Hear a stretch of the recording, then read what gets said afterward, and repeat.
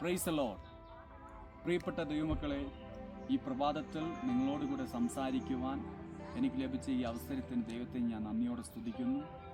ഇന്ന് ഞാൻ ആയിരിക്കുന്നത് ഊട്ടി പ്രദേശത്ത് ഒരു മനോഹരമായ ഒരു ചെറിയ കാട് പ്രദേശത്താണ് ഇരിക്കുന്നത്. നോക്കണം, ഇവിടെ വന്നപ്പോൾ ഈ കാട് പ്രദേശങ്ങളൊക്കെ കണ്ടപ്പോൾ ഇതിൻ്റെ സൗന്ദര്യവും ഇതിൻ്റെ ഈ പ്രകൃതിയുടെ ഒരു തണുപ്പും ഇതെല്ലാം ഞങ്ങളെ വളരെ സന്തോഷിപ്പിക്കുവാനിടയായി.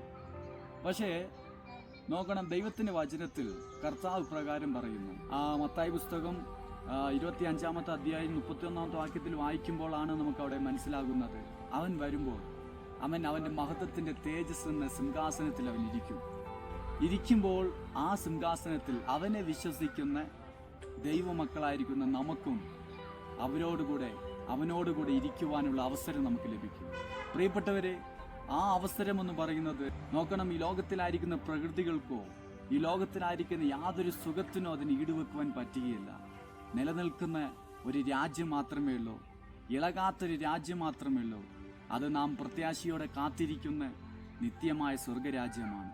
ആ സ്വർഗരാജ്യത്തിന് ഈടായി ഈ ലോകത്തിൽ ഒരു പ്രപഞ്ചവും ഇല്ല. അത് ഞാൻ വിശ്വസിക്കുന്നു. കാരണം നിത്യമായ സ്വർഗരാജ്യത്തെക്കുറിച്ച് നമുക്ക് വചനം വായിക്കുമ്പോൾ അനേക വെളിപ്പാടുകളെ നമുക്ക് മനസ്സിലാക്കുവാൻ പറ്റും. പക്ഷേ അതിൻ്റെ ആഴങ്ങളിലേക്ക് കടന്നു പോകുമ്പോഴാണ് ഈ ലോകത്തിൽ കാണുന്ന അല്പമായുള്ള സുഗന്ധങ്ങളൊന്നും അതിന് ഈടുവെക്കുവാൻ പറ്റുകയില്ല എന്ന് നമുക്ക് മനസ്സിലാക്കുവാനാണ്. അനുഗ്രഹിക്കുമാറാകട്ടെ. God bless.